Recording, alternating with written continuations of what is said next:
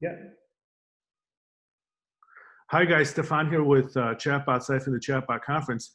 And today I'm interviewing my good friend Alex, who's the founder of Rasa, and which is one of the top NLP startups in the space. If you're looking for something that you can use inside of your company without having to go to one of the giants, Rasa is definitely the way to go. And it's open source. So without further ado, Alex, if you could tell us a little bit more about yourself and Rasa.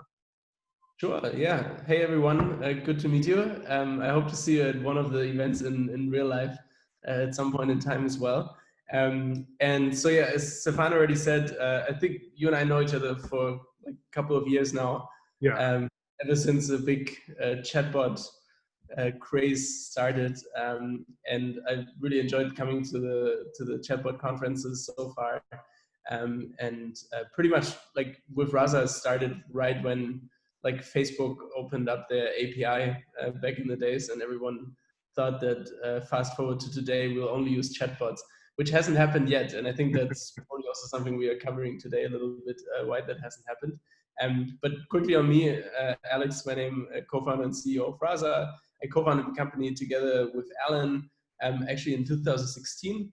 Mm-hmm. And back then we were trying to build a chatbot ourselves and realized that it's just really, really hard.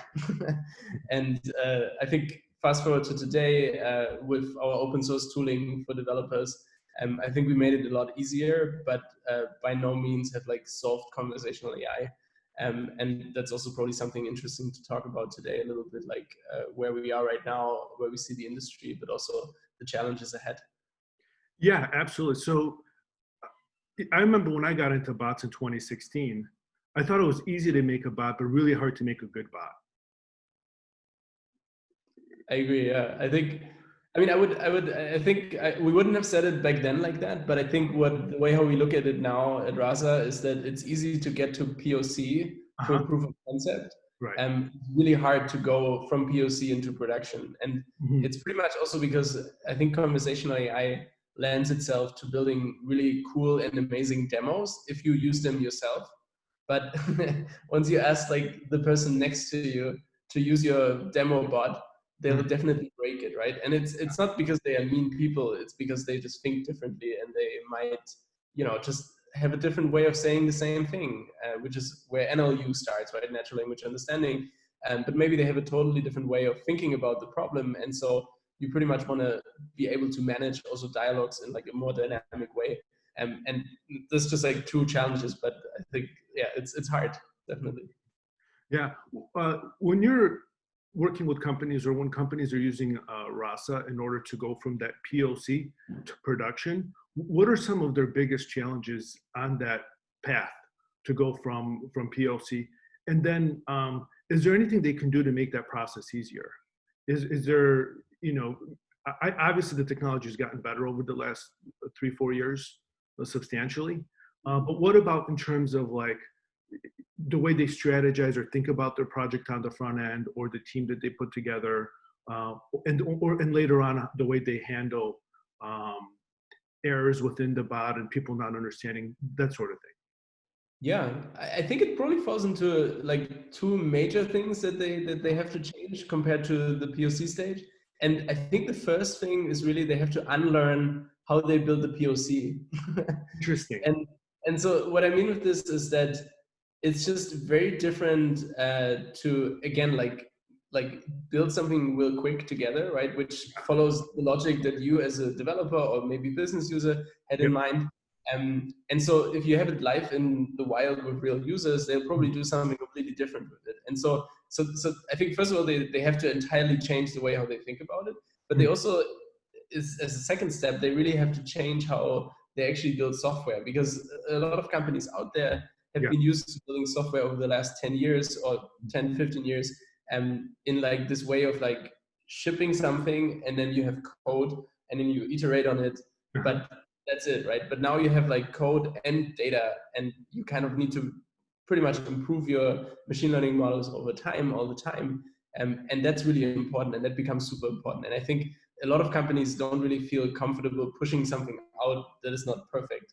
And that's understandable, because they are measured towards like high quality. But then if if you think about it, like if you think about your FAQ website, Mhm. a lot of people don't ask the question of like how many disappointed users leave your FAQ website, right? But everyone notices if like one conversation with a chatbot or AI assistant is messed up because they see it immediately, right? And I think that's also where just companies need to think about it a little differently to get to production and keep one there. Yeah, definitely. The way one of the best examples I've heard is that like until now, most technology, whether it was an app or a website, was kind of like like a digital magazine. You go to the homepage or the menu, you see like what, page 39 has the FAQ questions. You flip to page 39, right? It's very static content. And Yeah. now we're in a dynamic content where the magazine's talking to you and asking you questions. And so like you have an unlimited number of inputs that you could throw in there. Yeah. And obviously like my inputs are going to be different than yours and so on. Is there like a threshold that companies try to get to so at the bare minimum they can get some or a lot preferably value out of the bot? So maybe like one of the things that we've seen is like if they're doing an FAQ bot starting with like the 10 most commonly asked questions, because you get those out of the way and now you have something that's really highly valuable from like an ROI standpoint, right? And so it's worth for the company to come in and start there, and then they realize that like their 11th FAQ, most frequently asked question, is just very, very complex. Maybe it's like, I'll give a good bad example. Like let's say your FAQ is like installing a television, right? Yeah. Maybe like the first 10 steps are easy, you plug it in, like not too many people are going to get that wrong, but maybe the 11th step is like really, really difficult, or the 11th most commonly asked question is like resetting your TV or something like that. Do you have any recommendations on how they can go from POC to production that's really highly valuable, and then how to address the problem of like my questions being different than yours? Yeah, I mean, maybe let's take the like POC to production example first, because I think it's a little more complex than that in reality. But let's say you have this like 10 FAQs and it's one question, one answer, and then you go live in production, and then you see that people ask this like, and maybe it's a good example also with COVID-19 now, right? Maybe all of a sudden people ask just different questions. So this also changes the dynamic in the assistant. And so you want to be able to learn from those real questions and handle them in the future, because you are not able to anticipate all of them anyway. So you might as well just go and see what people actually ask. And I mean, that's what Alan and I did when we built our first chatbot. In fact, we didn't even build a chatbot. What we did is like we just pretended to be the bot. And so we had this like weird interface connecting to Slack, and then we were able to Slack message people, but it was pretending that we were a bot. So with that, we learned what people actually ask. And I mean, that's a bit of an extreme way, and I know that doesn't work for all teams to prototype like that.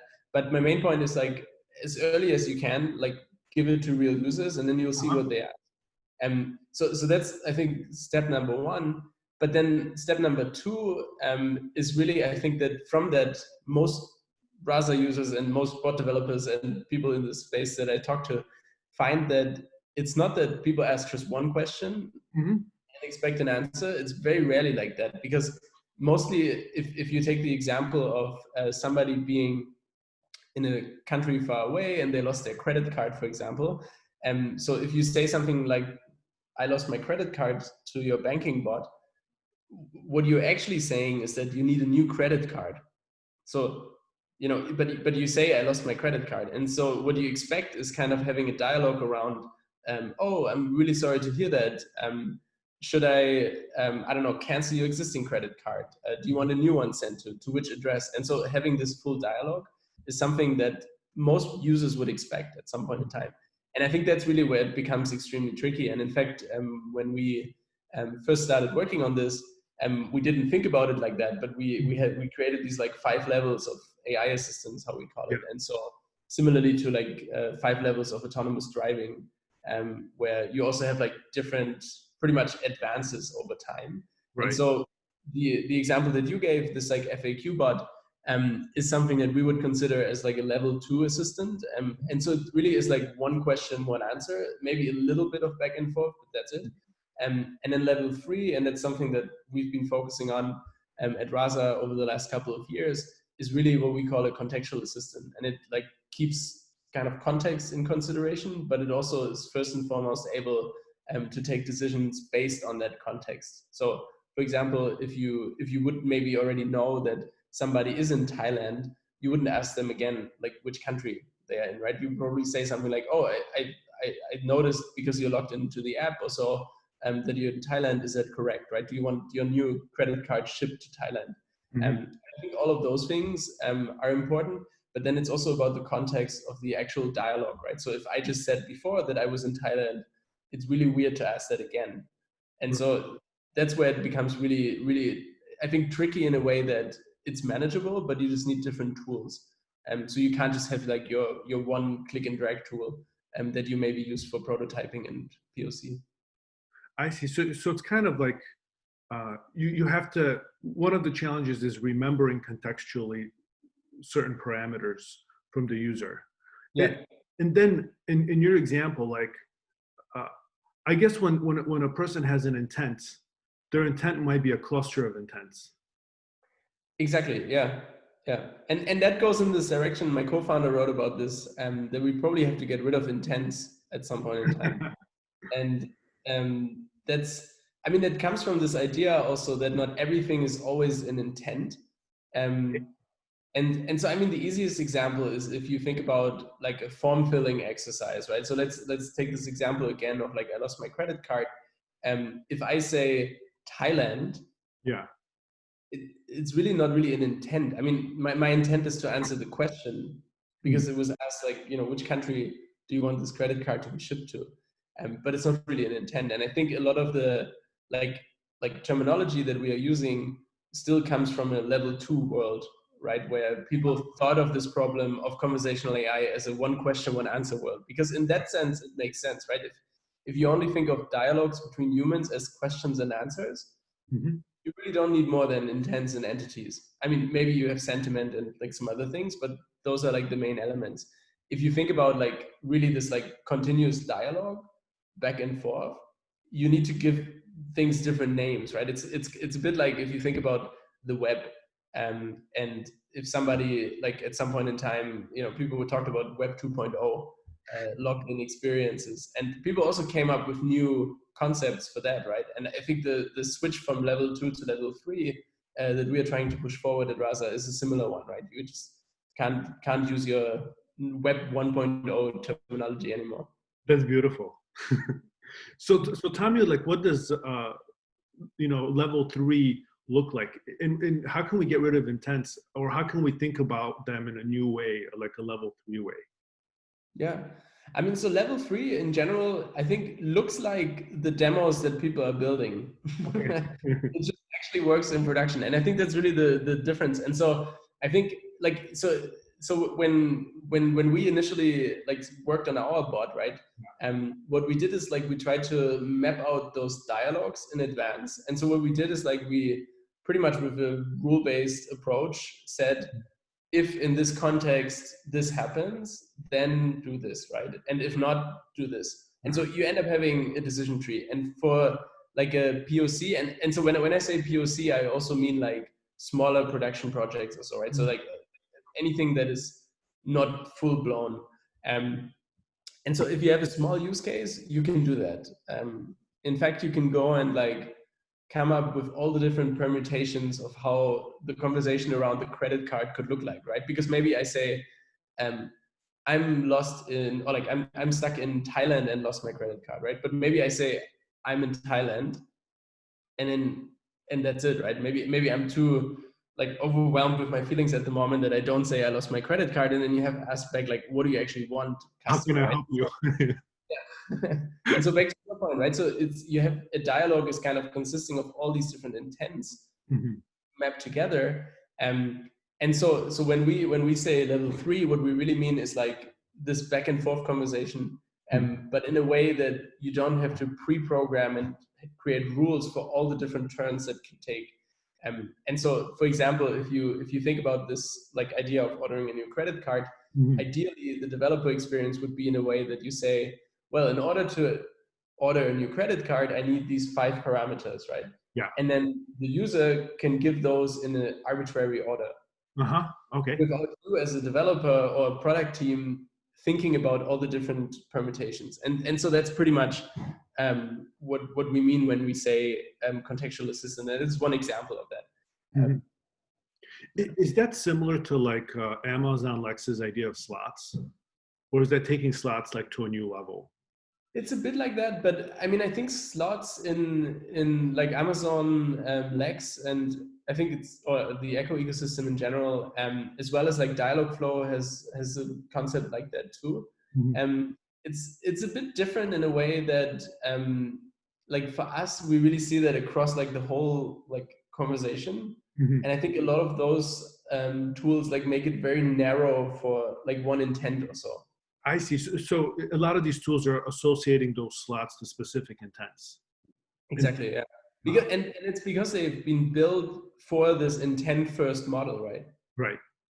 And so and I think that's the key problem. Is like so it's a little bit like if you I mean if you go back to this like web example, Mhm. it's a bit like if you build a like mobile first website instead of a mobile app. I don't know if that makes any sense, but like kind of, you know, so like it's not as native to this new like back and forth. Mhm. You pretty much just try to use the old tools and try to extend them into the new world, but it's just a totally different way of building it. I see. I totally get the example, right? Yeah, The mobile app versus the mobile version on your phone, a mobile web app. I could totally see that. I I want to get an idea of what it would be like to actually build it without. yeah. Is it are you like pre-clustering them in some sort of way? Um, I don't think that's it, right? Like how would it like? I'm trying to like put myself. I'm not a developer, so I'm more of Yeah. a design UX product. So how would it work technically without having intents? Is it like what would you be programming? Yeah, I mean, so you're really programming more the dialogue and like the actual outcome of the conversation instead of the inputs. So right now it's all about like the inputs, Mm-hmm. and that it's also it's not that intents will entirely disappear, but Yeah, they will become less important. I think, or we think over time. And so it's really also all about making sure that you don't have to like for every possible like data input. mm-hmm. So you know right now in the current way of how these things are built, you would have to create like a data input intent or something like that if you would add like Thailand, right? And that doesn't make sense because it doesn't make sense to like train an intent classifier on that. It Right. just doesn't make sense. And so what we see is like kind of you design a dialogue and then based on that, some parts might be an intent, others might not. And you can pretty much ignore this intent almost. Interesting. So you would almost design the conversations first. For Yeah. example, like we want to have a conversation about what it's like to lose your credit card, right? It could be anywhere. It doesn't matter if it's in Thailand or if it's in your Yeah. bedroom, right? And so what does that conversation look like? You know, I lost my credit card might be like the first sentence. I can't find my credit card. You know, I need to order a new one. And those are just, you know, 10 different examples. And then you're thinking about like, what are all the slots or all the different pieces of information you have to fill out in order to satisfy the ultimate. Exactly. Yeah. And so I mean that's what Vittorio, for example, at Bot Society are providing, right, Yeah. with the tool that they are building. And it's similar. I mean, like as much as there are lots of differences between building web apps and conversational AI, Yeah. there are also some similarities. And I mean, it's the same for a web app, right? If you build a web app or mobile app or whatever product, you also would in a first phase like discover use cases that people want, right? And so and there are so many different ways of doing that. user research, maybe prototyping, like mock-ups, all of that, right? Once you learn more about that, you're probably going to design the mobile app or V1, and then you ship it, and then you have real people using it, and then you have analytics, which is another important piece of conversational AI as well, of course. And then you learn from that, and then you improve features, right? That's at least how I think most successful product teams work right now. And so that's very the same for conversational AI in many ways, right? Just that I think you want to get it out there even faster than this mobile app, Yeah. because you need this training data coming in. Yeah, that's my favorite thing about bots is like you could literally have a POC ready within a week or two, and then Yeah. you can start learning from it right away. And your customers are literally telling you what they want. Yeah, exactly. Definitely. Yeah. And that's, I think, the big power of it in the end, right? Mhm. And that's much better. I mean, even if an unhappy bot user told you what they wanted, that's much better than an unhappy website user that you never know about, right? Exactly. Exactly. And then you lose those website visitors. Like, what is it? 97% of your traffic won't buy from you, probably ever. Yeah, exactly. Right. I mean, how many terrible digital products are out there and nobody is aware of it because nobody tells them? Right. And that's a high cost, 97% of your traffic. Exactly. Yeah. And so, and people always talk about like really high success rate for bots and how important that is. I don't think it's that important. I mean, I think it's important to continuously learn and improve. Mhm. But at the beginning, if you're like rolling it out to like a few hundred users or a few Yeah. thousand or however many you want, like I think it doesn't even matter if it has any successful conversation, right? I mean, of course, you ideally have a few, but it really doesn't matter because the ML systems get so much better over time. The more training data you have, you just have to get it out there. Okay. And I think that's like really important thing for companies to know, because the definition of failure is a lot different than it is with apps. Yeah. I remember like the first few projects we did. Um, the client sees the bot, and you program it so it can answer those FAQ questions, and you have the way you would ask the questions and the way I would ask the questions. Then the real people come, and it's different, right? So every bot project has this like, uh, you know, destiny with failure, Yeah. very, very, very early on. And one of the people I really like in this space, he used to be in it, Shane Mack. He used to talk about that. Well, that's not a failure; that's your success, because you might think like, hey, our bot's not answering the questions right, or you can think of it as like, hey, for the first time, you're actually hearing what people are asking, and he would then take that and they would iterate, iterate, iterate, and so every few weeks you're improving your bot.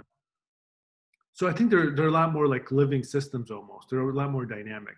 Yeah, definitely. They're really dynamic. But I think also like what we find is that bots are just inherently hard to test for test users. And the reason is that, so like if you give any bot to any human, Yeah. 99% chance that they ask this bot if they want to get married or like some other stupid question, right? And as much as this is like funny and Right.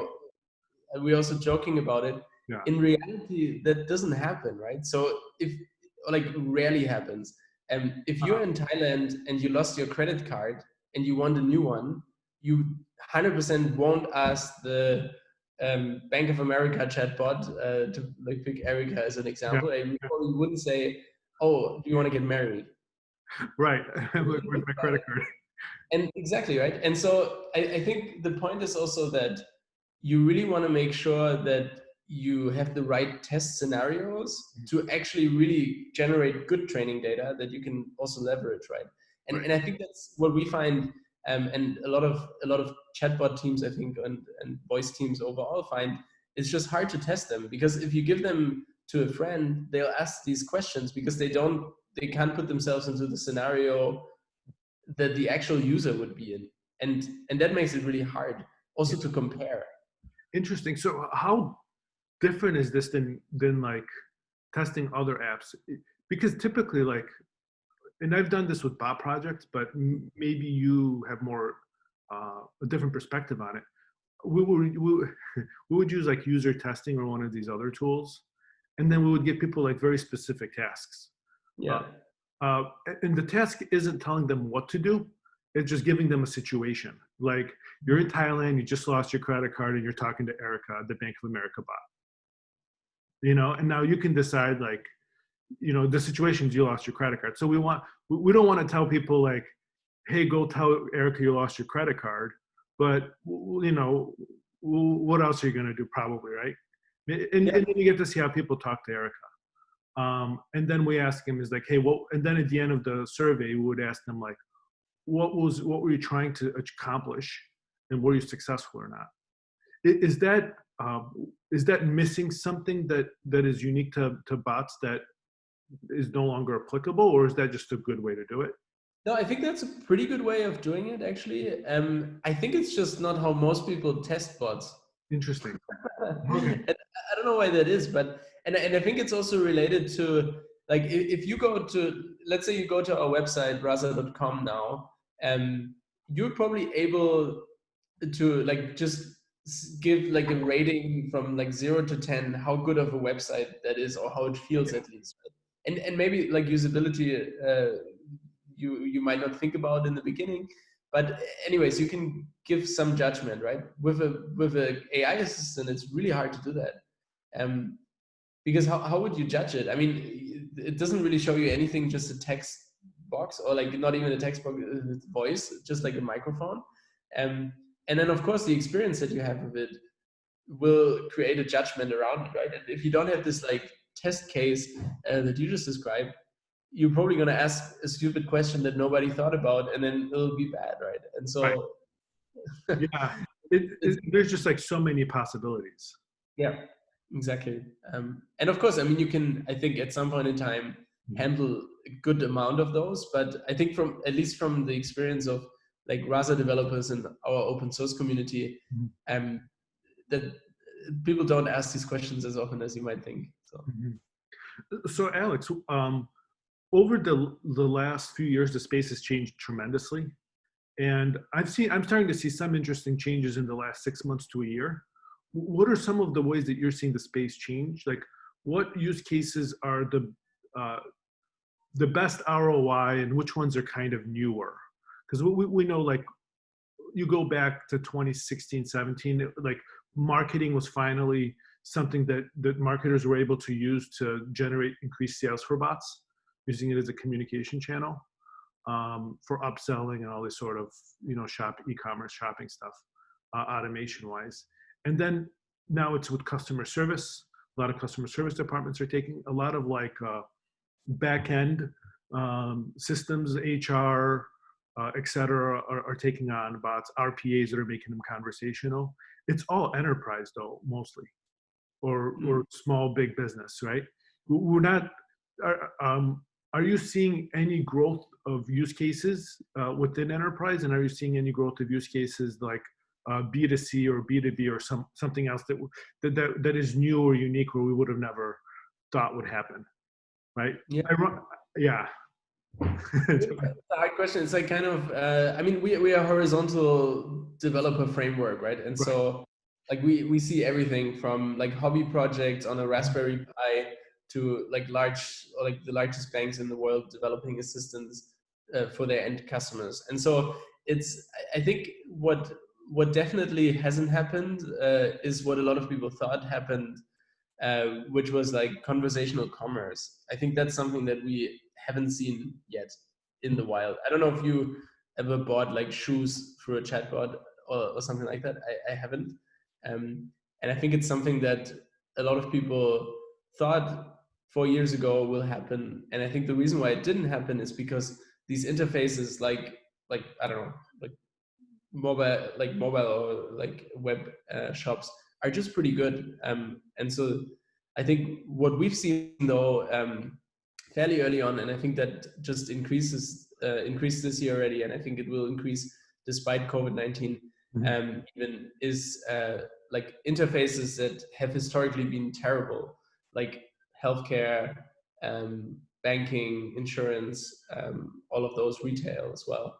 And I think those are the ones that have seen the biggest benefits from conversational AI overall.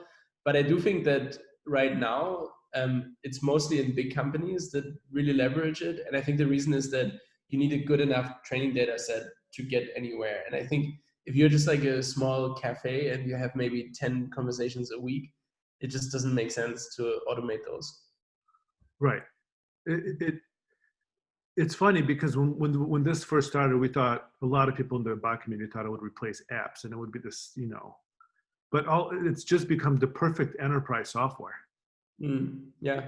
Yeah, it's basically like take all the legacy software that millennials and then the next generation behind us, I think Generation Z, they don't want to use old legacy software from like early 2000s and logging into the HR app on their phone, which they never downloaded, right? And instead you can have this conversational app on top of it and you can just talk to it. And yeah, I mean, yeah, internal cases definitely, but also like a lot of external cases. I think it really depends on the industry though. But yeah, I think overall, there's definitely also been like two waves of hype. Like the first one was the chatbot wave, and then a year later you had the voice wave. And I was just talking to a friend the other day, and he's more like he started during the voice wave, and that's so interesting. We both ran these meetup groups. So one is like chatbot meetup in Berlin, and the other one is the voice meetup in Berlin. And then at some point in time, like we noticed with the chatbot meetup that people just didn't show up, or like not many people showed up anymore as we used to. And then everyone went to the voice one, and then he was thinking, oh well, I'm like riding the great wave now. And so like fast forward to today, not many people come to either of those meetups, right? Which I think is just a good example of like how like hypes are drying down again. Yeah. But in total, I think we like globally, especially in the Americas and EMEA, see like a lot of like use cases still in companies, like companies expanding into more use cases. And there's some real like significant progress happening. So I think if you take away the hype that happened, I think the industry is going in the right direction. Yeah, I think in terms of like how the space evolves on the B2C side, I think the most logical thing is having like now expert knowledge bases you can ask questions to that'll take in the information and actually give you like a good response. You can think of it as like a virtual attorney or a virtual doctor. And I think we see it with like Giant is one example. There's a few other apps. One is a psychologist. And I've seen a few of these in like mostly the medical space that basically becoming like knowledge base as a service. And I think that's probably a byproduct. I would say, right? I think on the like enterprise side, we do see a lot of like consumer facing or like end customer facing use cases for sure, external ones.